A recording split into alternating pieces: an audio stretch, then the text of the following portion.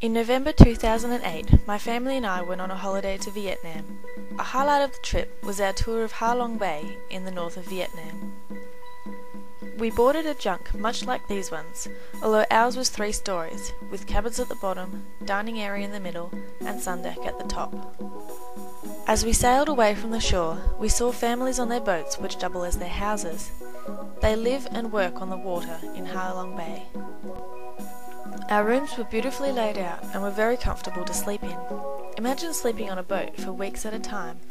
If it was set up like this one, I think it would be a lot of fun.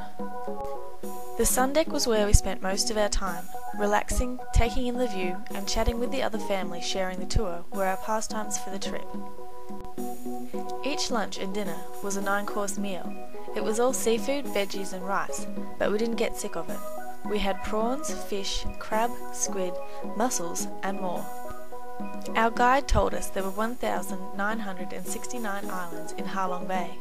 I wonder how they remember where to steer the boats and not get lost. Apparently each of the islands has a name. I think our guide was joking when he told us this.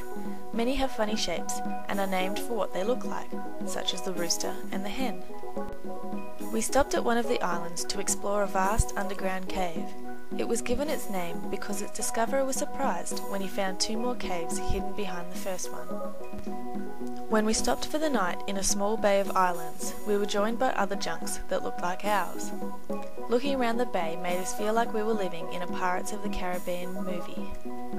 On the second day of our tour, we took small canoes off the junk and paddled to a secret grotto that can only be reached through a small cave at low tide.